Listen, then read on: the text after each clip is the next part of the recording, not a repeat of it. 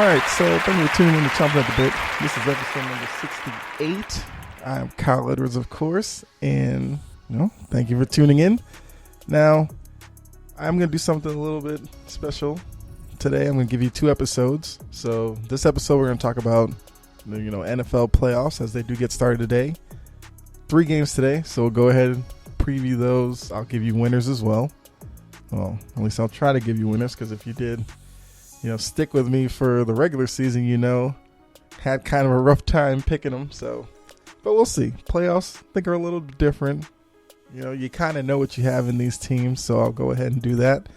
But I will give you a second episode later today where I will talk about, when social issues, crosses with sports and kind of the reaction and all that kind of stuff. So, stay tuned for that episode later on today. We'll get more into that, of course, on that episode. But for this one, we're going to keep our focus on the NFL playoffs. So like I said, we have 3 games going.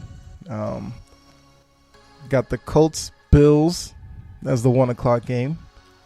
And then Rams, Seahawks, 4:40, 4:45, that time frame. And then we have the Bucks against the Washington football team as the nightcap. So I guess we might as well just go ahead and take a look at the 1 o'clock game where we have the Colts and the Bills. So just looking at the matchup right off the bat, I mean, the one thing that that does stand out in this matchup is you have a Colts defense, which for much of the year was probably like top 5. And then they kind of slowly started, I guess, losing some of that, intensity or whatever that they had early on in the season towards the middle of the year. And then late in the year, they had some uneven performances. So, it's something to look for, because Buffalo does come in with Josh Allen, who, is it safe to say could be MVP candidate? He probably won't win it, but I would not be surprised if he's in the conversation, since he, led a Buffalo team to a 13-3 record. They win the AFC East. He put up great numbers, 37 touchdowns through the air. He had 10 interceptions. Not bad. That's almost 4-to-1 touchdown interception ratio. He, is also a dual threat because he will make plays with his legs. So it's an interesting matchup. We have Phillip Rivers on the other side. Once again, I don't have to say this, but that I'm not the biggest Phillip Rivers fan. And, you gotta give him credit. He did help lead the Colts into the playoffs. Although I do think the Colts are built way more on the success of their running backs than on his arm. At this point, it's to the point where they like playing the time of possession game, get big chunks of yards on the ground. Don't put too much responsibility and pressure on Phillip Rivers, because he still has that tendency where late in the game, fourth quarter, when you need him to make a play, he can still have those interceptions that'll just make you want to, just punch a wall or something. So I guess the underlying aspect to this game is, can the Bills handle, the pressure of coming into the playoffs as a top seed? People are starting to kind of look at them as a Super Bowl, maybe a team that could crash the party, get into the Super Bowl, knock off Kansas City at some point in these playoffs. And, as a team that hasn't had that much success yet, will they be able to handle that added pressure? Then for the Colts, you have Phillip Rivers, like I just said, and he's kind of, I mean, he's let's put it this way, he's on the like 18th hole of his football career. So is this something where, you know, maybe if he can get a win for Indy in this game, maybe he thinks about coming back next year? Or if he struggles, does he just turn it into, I guess, retirement? Because I'm pretty sure, I mean, I'm sure the Colts would probably love to have him back next year. I mean, he did bring them to the playoffs and all that. But, I don't know, interesting matchup. So, you have the Colts passing defense where, I mean, they're going to have the difficult job of trying to cover, you know, Stephon Diggs, Cole Beasley, and oh man, who's their tight end? I think it's like Knox or something. And, you know, they got to look out for that. Plus the Bills, I mean, they have a decent running game. So if they are able to get success on the ground with Singletary. Singletary's kind of their lead back. So if he can get good yardage on the ground, that just makes it that much easier for Buffalo, because they'll be able to set up, you know, play action pass and all that kind of stuff. And Josh Allen is really good in that aspect. So it's definitely, I mean, it's a great game to kick off the playoff lineup with. I mean, my first impressions are, like, I'm thinking Buffalo's going to take this one. I know that they are currently, what is it, a 6.5 point favorite. So I'm kind of thinking whether I should go with spread or just go with just winners for the playoffs.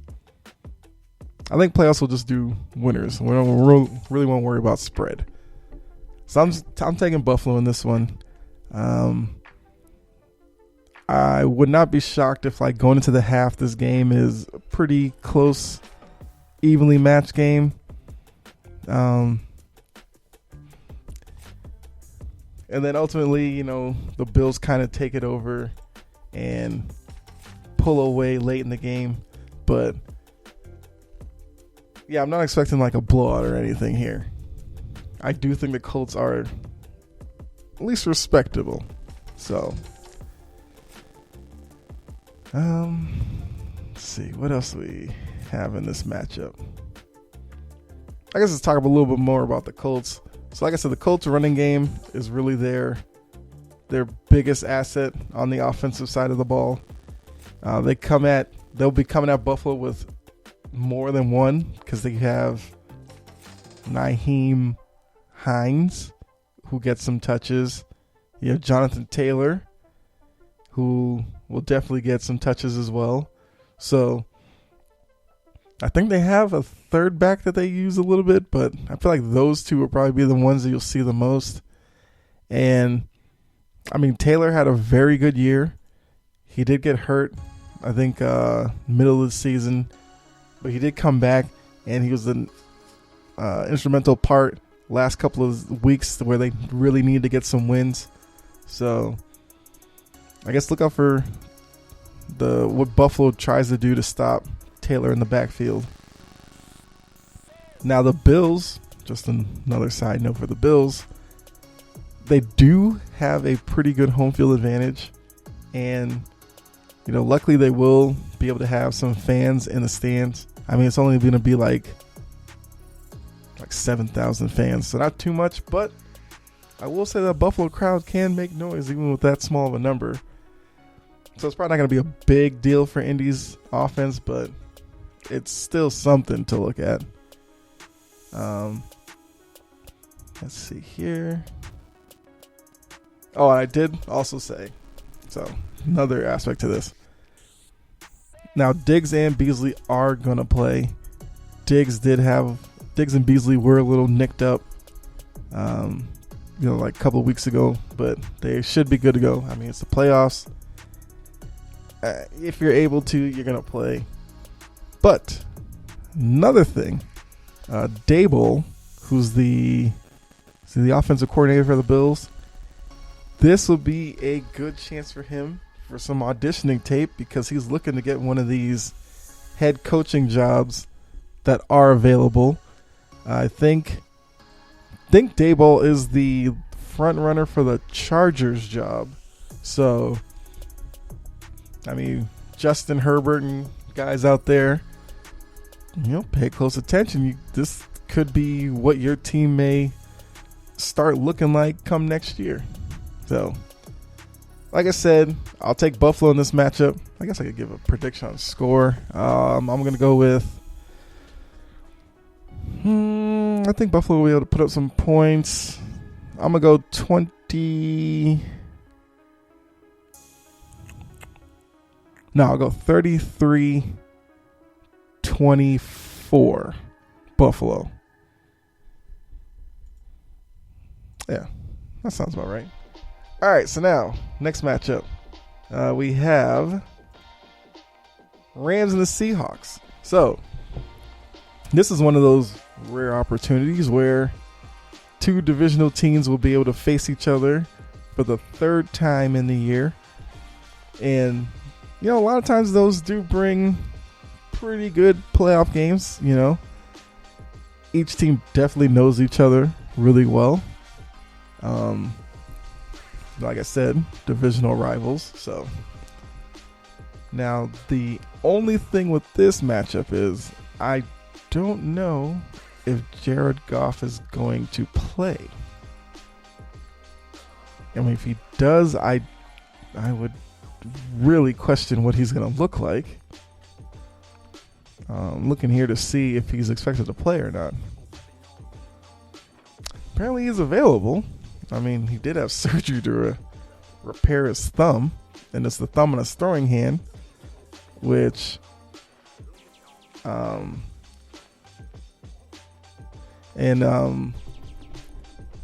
you're on your throwing hand, if you've ever thrown a football, your thumb is pretty important in terms of grip and able to throw a spiral and all that. So I can't imagine because he had a broken thumb, didn't he? And that was 2 weeks ago? I don't know. But then you gotta look at it, is Goff at maybe 75% better than John Wolford, who's completely healthy, but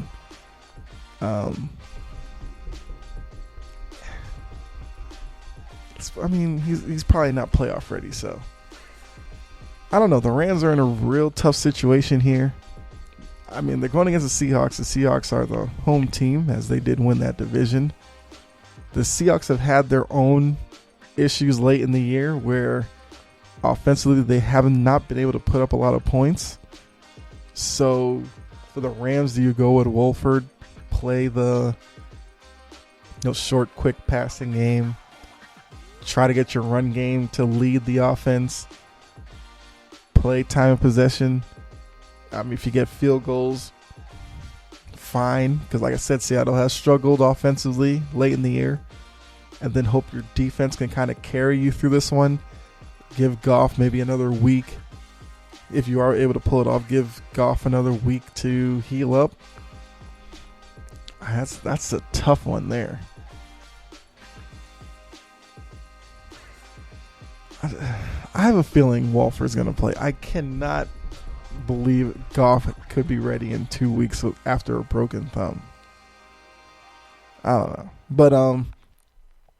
But one thing that they do get is their left tackle, Andrew Whitworth, will be back. That's a big deal because no matter which one of them plays, left tackle is going to be very important. That's your blind side. So, I mean, you get an all-pro guy like Whitworth over there. That's great. Cooper Kupp will be back for the Rams. He missed last week because he was on the COVID list. That's a big deal. I mean, the offense is it's not the same without Cooper Kupp. Cooper Kupp is your stereotypical slot guy who,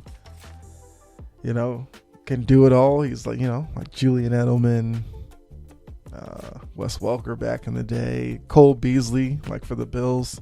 Cooper Kupp's that guy. Plus, he's in there. He takes pressure off of Robert Woods in the passing game. So, like I said, like I was just talking about with the Rams defense, the defense was actually, in a lot of statistical categories, number one. They were the number one pass defense. Big deal with Seattle, because Seattle, for the most part, can't get a consistent running game down. So it's going to be important for Jalen Ramsey and those guys in the back end, plus Aaron Donald's ability to put pressure on quarterbacks. Although Russell Wilson is a mobile quarterback and is very smart with how much time he spends in the pocket, so it's going to be tough for Donald to get to him and get a clean shot on him. But if they can just put pressure on Wilson and make him, get rid of the ball earlier than he wants to, that's definitely a win for Los Angeles on that side. But like I said, the back end, they got to cover, DK Metcalf, who's coming to his own, become a top wide receiver in this league. And we all know if you're looking at him, he's like built like kind of built like a strong safety or something. And he's playing wide receiver. It's crazy. You still have Tyler Lockett, he's kind of, in tough situations, Russell Wilson will tend to look to Tyler Lockett only because the two of them have been there a little bit longer and they have more of a connection in the passing game. So expect Jalen Ramsey to be on DK Metcalf. We saw that a couple weeks ago. It was must-see TV. So definitely we'll see more of that today. So that game that was a couple weeks ago where the Seahawks ended up actually losing when I think Walford was the quarterback. The only touchdown was to Jacob Hollister. So, he's a able tight end, I guess, but he doesn't really factor too much into it. But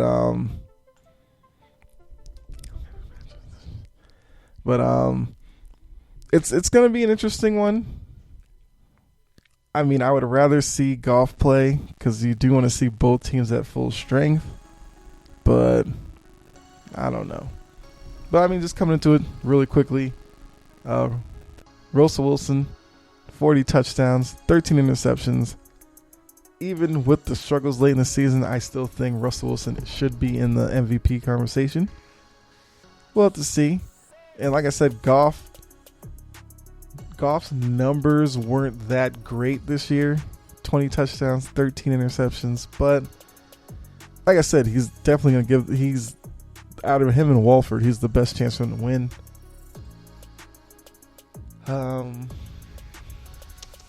Both teams aren't really that great offensively, which is weird. Let's see. Yeah, Seahawks coming to this as, how does this work? They average like 23 points a game. Rams only average like 20. Yikes.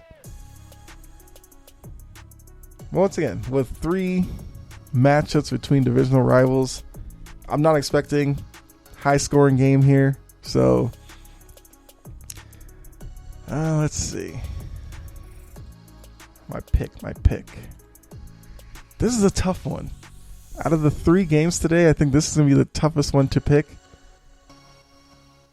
Because instinctively, I want to just go with the Seahawks because you guys know much of the year I do rate up Russell Wilson a lot. But I have seen Seattle struggle when I don't think they should. You know what? I'll go Seahawks on this one. It's a 3-point spread. Like I said, I'm not picking spreads, but if I were, I would take Seahawks at -3. Yeah. Maybe the Seahawks in this one. Man, I really feel iffy about that one. But yeah, I'll go ahead with the Seahawks. And then the final game. The Bucks and Washington football team. Now this game, just on paper seems like the easiest one to predict. I mean, the Bucks come in 9-point favorite, and Washington, they've had their issues all year.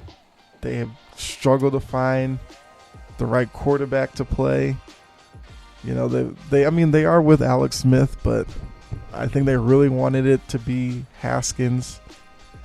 Haskins showed he wasn't mature enough. He's now gone from the team. Quick side note, he's visiting with the Panthers, so maybe he becomes Teddy Bridgewater's backup next year. I don't know. We'll have to see. But the storyline here is Chase Young, who, came out. He's been very vocal about it. He said he wants Tampa Bay. He wants to get a shot at Tom Brady. Most times I would say, because, being a Patriots fan, I've seen this play out where a guy calls out Tom Brady and then they end up becoming a non-factor once the game starts. But with Chase Young, I think he has to be this way in order for Washington to have a shot, because the best part of Washington's team, whether it's defensive or offense, is that defensive line with him and Montez Sweat being able to put pressure on opposing quarterbacks. And I got to tell you, that's the only way Washington's going to have a shot in this game, I think. Now, I do trust Alex Smith to make the right decision offensively. I just hope, Rivera and that staff doesn't play it ultra conservative and make it easy on Tampa Bay. Because, I want Alex Smith looking for McLaurin downfield and stuff like that. I don't want it to turn into, run first down, run second down, short pass on third down, hope you get a first down. If you don't, punt it away and just go, at least we didn't turn the ball over. No. Washington's coming into this game. They're playing with house money. Nobody believes they should have a shot in this game. That was going to be the case for any NFC East team, but hey, they won the division. Despite all that talk from, we'll talk about Doug Peterson and all that with the way they handled it, but whatever. Washington is in. Once you get in, crazier things have happened. We saw it was the Panthers some years ago, came into the playoffs like 7-8-1, won a playoff game. The Seahawks won the division. Remember with beast mode, they were 7-9, won a playoff game. So it can be done. I do think Rivera is good enough to get this team and build them up and get them ready for this challenge. Because let's face it, defensively, you have to deal with Brady, who had a great year. Was he 43? He threw 40 touchdowns, 12 interceptions. That's a great year for any quarterback, much less a 43-year-old guy. You still have to deal with Mike Evans, who, I got to admit, when I saw him limp off a couple of weeks ago, I thought it was a serious knee injury, but it seems like he could very well play today. But even past Mike Evans, you have Antonio Brown, you have Scott Miller, you got Gronk, you have Ronald Jones in the backfield. So there's a lot for Washington to deal with.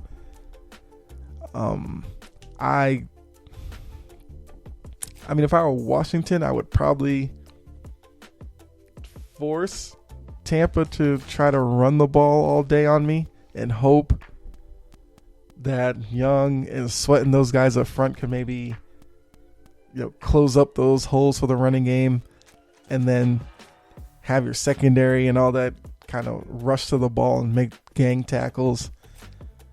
Just make it tougher on Brady. Don't put a bunch of guys in the box. Give him the opportunity to throw over the top to Evans and Brown and guys like Godwin. I even mentioned Godwin. Guys like that. Play your nickel packages and your dime packages. Try to close up a lot of those short passes and then just like I said, hope Young and Sweat can get to Brady and make him uncomfortable back there. We all know the blueprint. You have to rush Brady up the middle, bring the pocket back into his body. Don't let him step up and, fire the ball. You do want him moving side to side in the pocket.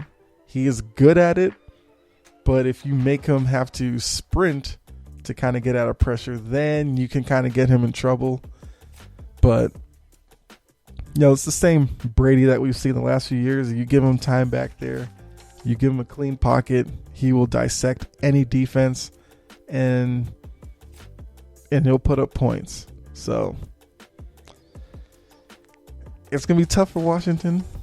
Like I said, Alex Smith, who's had a crazy journey back to being the starter.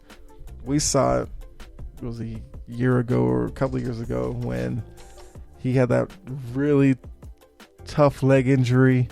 Most people thought his career was over at that point, but give it up to him. He did the rehab. He did all that. He came back.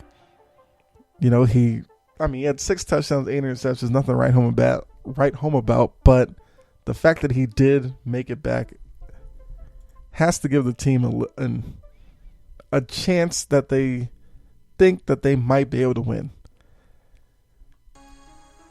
Out of the options they have, he's definitely the best that they have. So, I want to pick the upset here. Like, what sports fan doesn't want to pick the underdog? Because I will give it to Washington. They have pieces that can be dangerous. Like I said, McLaurin from the outside is a top wide receiver in the league. Antonio Gibson in the backfield, young running back, he can make plays. It's just defensively is where I worry about him. With a spread of like 9 for Tampa Bay, I'm picking Tampa Bay here to win it. Now,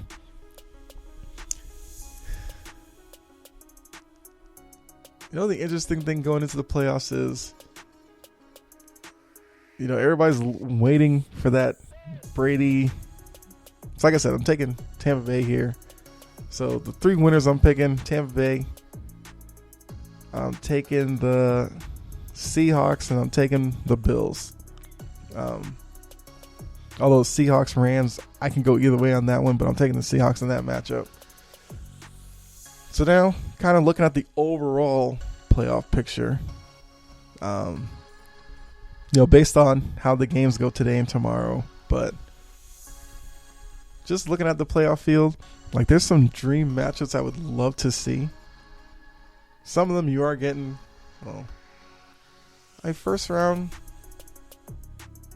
I guess the 2 most intriguing matchups of the first round are Seahawks, Rams in the NFC, Browns, Steelers again in the AFC for the 3rd time. But, you have Titans, Ravens. That's going to be incredible to see how many rushing yards get put up in that game. Saints, Bears.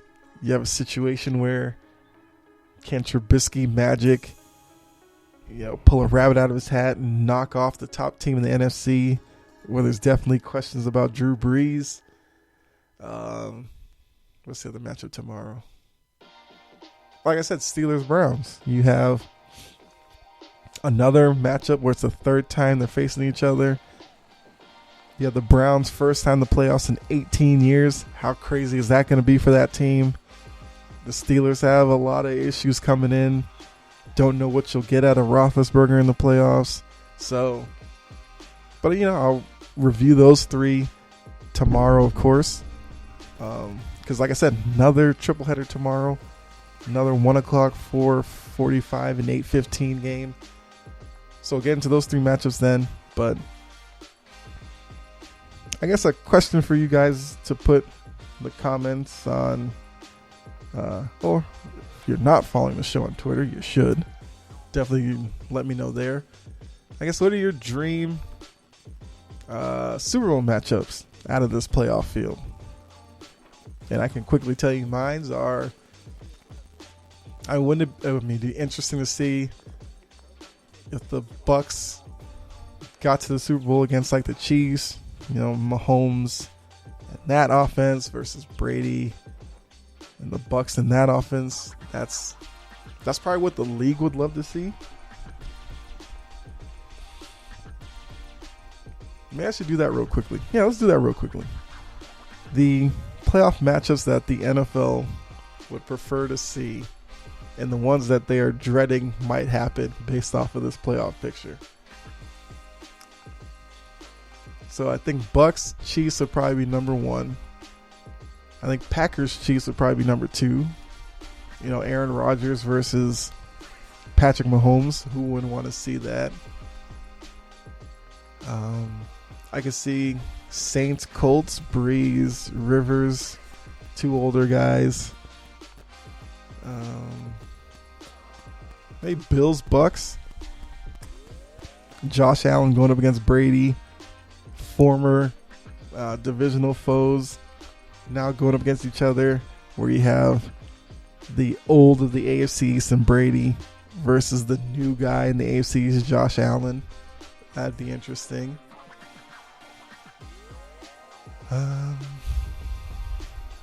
Maybe Ravens Seahawks. Lamar Jackson versus Russell Wilson. You sign me up for that one.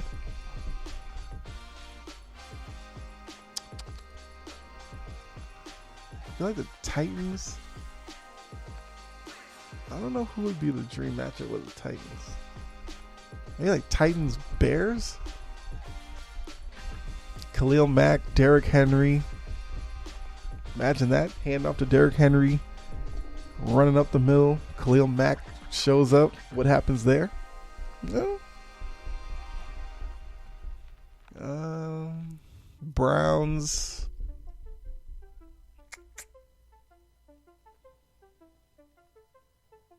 Rams. Goff, Mayfield.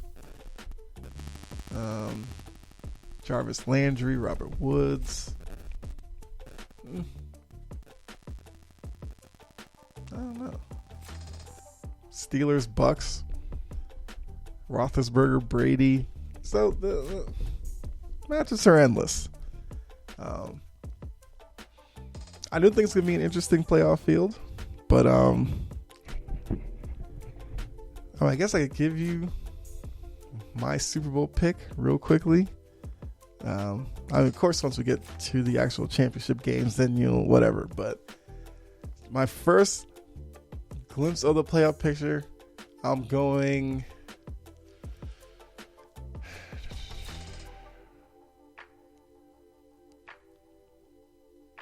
Oh man, part of me thinks it's gonna be like Chiefs, Bucks.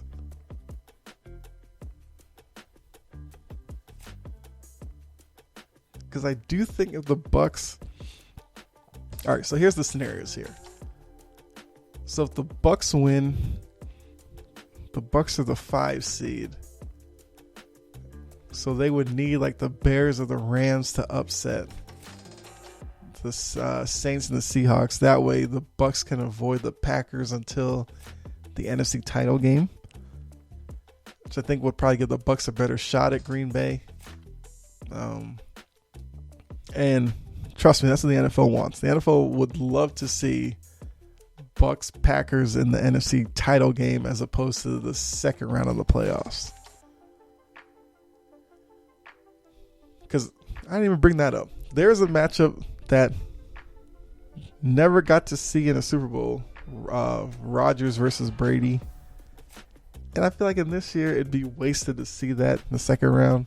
So definitely need to see that in the NFC title game for a shot at the Super Bowl. That'd be crazy to see that. And you kind of, the AFC side is a little different because I feel like no matter who the Chiefs meet in the AFC title game, it's probably gonna be a tough team. The AFC field is definitely better than the NFC field, I gotta say. But you know.